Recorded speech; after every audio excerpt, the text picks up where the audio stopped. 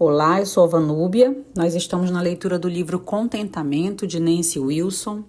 Esse é o capítulo 2, As Promessas de Deus. O contentamento traz muitos benefícios espirituais, os quais consideraremos no capítulo 11. Agora, desejo examinar o verdadeiro fundamento do nosso contentamento. As promessas de Deus são o único alicerce sobre o qual podemos construir o contentamento. Como o antigo hino diz, entre aspas, qualquer outro solo é areia movediça. Quando a Bíblia nos diz para que estejamos contentes, ela o faz com uma promessa, entre aspas, seja a vossa vida sem avareza, contentai-vos com as coisas que tendes, porque ele tem dito, de maneira alguma te deixarei, nunca, jamais te abandonarei. Hebreus 13, 5. Nesse versículo, o autor de Hebreus está citando Josué 1:5. Moisés havia morrido e Josué foi incumbido de conduzir o povo à terra prometida. Que trabalho intimidador seria esse? Mas Deus falou com Josué e lhe transmitiu palavras que devem ter sido de tremendo conforto. Entre aspas, como fui com Moisés, assim serei contigo, não te deixarei, nem te desampararei. Josué tinha a promessa de Deus que ele jamais o abandonaria. Ele nunca o enviaria à batalha sozinho. Ele prometeu sempre estar com ele e nunca retirar dele a sua presença. Essa, no entanto, era uma promessa condicional. Josué tinha de fazer a parte que lhe cabia. Deus havia prometido, mas também deu responsabilidades e obrigações que servissem de guia à conduta de Josué. Olhemos os versículos 6 a 9 que seguem a promessa. Sê forte e corajoso, porque tu farás este povo herdar a terra que sob juramento prometi dar a seus pais. Tão somente sê muito forte e corajoso, para teres o cuidado de fazer segundo toda a lei que meu servo Moisés te ordenou. Dela não te desvies nem para a direita, nem para a esquerda, para que sejas bem-sucedido por onde quer que andares. Não cesses de falar deste livro da lei. Antes, medita nele dia e noite, para que tenhas cuidado de fazer segundo tudo quanto nele está escrito. Então, farás prosperar o teu caminho e serás bem-sucedido. Não te mandei eu? Sê forte e corajoso, não temas, nem te espantes, porque o Senhor teu Deus é contigo por onde quer que andares. Essas são palavras maravilhosas. 3 vezes foi dito a Josué que ele fosse forte e corajoso. Crer nas promessas de Deus requer grande fé, e confiar verdadeiramente nas promessas de Deus requer grande força e grande coragem. Não devemos supor que obedeceremos a Deus, creremos em Deus, seguiremos a Deus e confiaremos em Deus se não tivermos coragem. O cristão deve ser cuidadoso em seguir a lei de Deus e manter-se no caminho reto o tempo todo. Ele deve pensar sobre a lei de Deus de dia e de noite. Essas coisas, não são trivialidades, são deveres urgentes dos quais espera-se grande efeito. Qual é o resultado prometido se Josué for corajoso, forte e obediente? Prosperidade e sucesso. Mas ao que Josué pode ser tentado? A partir do texto, sabemos que ele será tentado a ficar com medo e a desanimar. Apesar de ser retratado como um guerreiro destemido, Josué ainda é de carne e osso, podendo perder a esperança e a coragem. Deus, porém, mais uma vez o encoraja, mostrando que não é preciso ceder às tentações, porque o Senhor seu Deus está com ele em todos os momentos, durante todo o caminho. Isto deveria nos dar grande encorajamento. Até o grande líder Josué teve de se esforçar para crer em Deus, obedecer a Ele e para ser corajoso e forte diante da tentação e da oposição.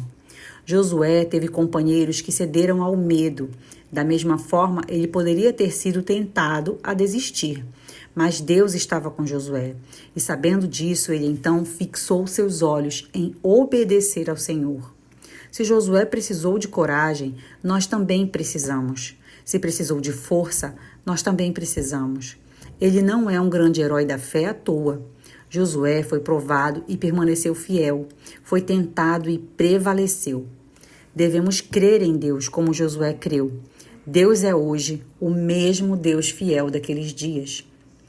Um pouco antes, no capítulo 11 de Hebreus, lemos a lista dos chamados servos fiéis de Deus. No versículo 30, vemos Josué ser mencionado. Abre aspas. Pela fé, ruíram as muralhas de Jericó, depois de rodeadas por 7 dias. Fecha aspas. Deus deu instruções bem específicas a Josué, em Josué 6, do 1 ao 5, as quais ele obedeceu ao pé da letra, poupando Raabe como prometido. E o relato termina com essas palavras, entre aspas, assim era o Senhor com Josué, e corria a sua fama por toda a terra. Josué 6, 27. Deus manteve a sua palavra, fez Josué prosperar e ser bem-sucedido. Nós, contudo, não podemos esperar que Deus abençoe nossas vidas se não confiamos nele.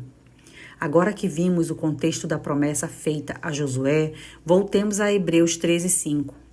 Abre aspas. Seja a vossa vida sem avareza, contentai-vos com as coisas que tendes, porque ele tem dito, de maneira alguma te deixarei, jamais te abandonarei. Hebreus 13, 5.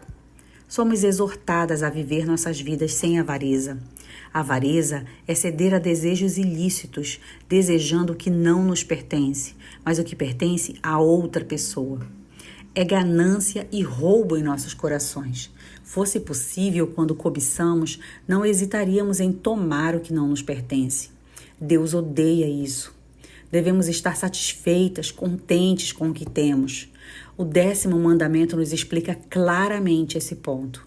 Não cobiçarás a casa do teu próximo, não cobiçarás a mulher do teu próximo, nem o seu servo, nem a sua serva, nem o seu boi, nem o seu jumento, nem coisa alguma que pertença ao teu próximo. Êxodo 20, 17.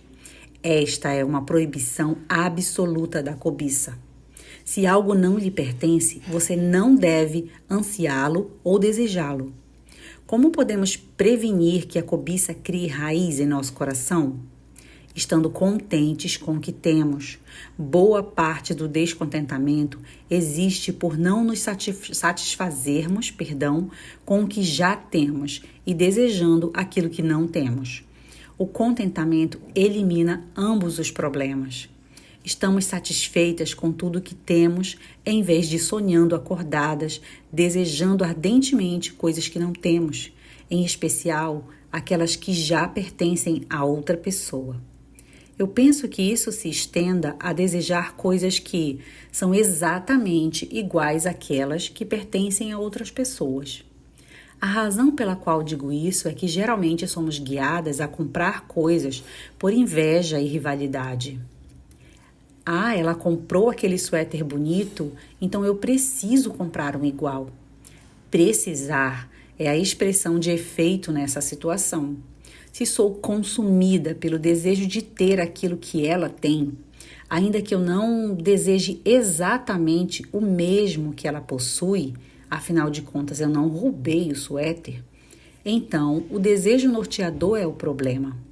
Estamos cobiçando algo que não é nosso. Embora Deus saiba quão propensas somos à cobiça e à ganância, devemos estar contentes com o que temos. E por quê? Ele prometeu nunca nos abandonar. Essa promessa é o alicerce do nosso contentamento. Em cada necessidade, lembre-se de que Ele não a deixará. Em cada circunstância, seja forte e corajosa, sabendo que o bom Salvador jamais a desamparará. Lembre-se do que Paulo disse em Filipenses 4, 11 e 13. Ele aprendeu a estar contente e podemos presumir que não foi em uma única simples lição. Ele aprendeu a se contentar mesmo quando faminto, mesmo quando em abundância. Ele aprendeu a se contentar mesmo quando em necessidade e mesmo quando tinha tudo aquilo de que necessitava. Esse é o contexto do famoso versículo: tudo posso naquele que me fortalece. Verso 13. Esforçar-se por se contentar sem compreender esse ponto será em vão. Devemos nos lembrar da promessa e do nosso dever de crer nela.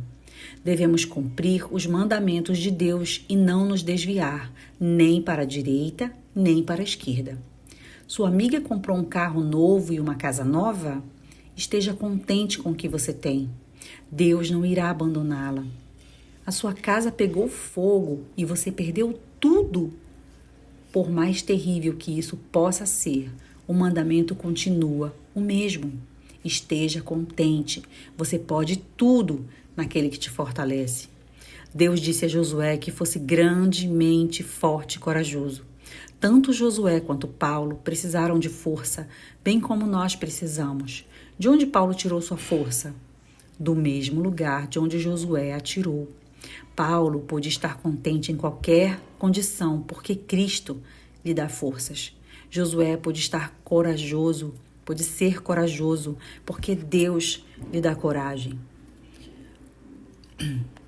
Contentamento requer coragem e força, e nós podemos alcançá-lo, porque o próprio Cristo nos suprirá da força necessária para estarmos contentes em tempos difíceis e em tempos fáceis, em tempos áridos e em tempos prósperos. Portanto, conforme vamos aprendendo a nos contentar pelos próximos capítulos, lembre-se da promessa na qual estamos firmadas. Entre aspas, nunca te deixarei nem te abandonarei. Posso todas as coisas naquele que me fortalece. Essas promessas sustentam todas as nossas tentativas de contentamento. Nos estabilizam quando nos sentimos vacilantes, nos ajudam a tirar os nossos olhos das circunstâncias e fixá-los em Cristo. Elas nos ajudam a relembrar que aquilo que Deus está fazendo não nos vem de encontro, mas sim ao encontro de quem somos, ensinando-nos a confiar nele em toda e qualquer circunstância. Lembre-se de quem ele é. No capítulo 7 de Marcos, Jesus curou um homem surdo-mudo e deu ordens às pessoas que não contassem a ninguém, mas eles não se contiveram. No versículo 37 diz que eles, entre aspas, maravilharam-se sobremaneira, dizendo: tudo ele tem feito esplendidamente bem. Não somente faz ouvir os surdos, como falar os mudos. Esse é o nosso Salvador. Ele faz tudo de modo perfeito. Suas promessas nunca oscilam, mudam ou falham.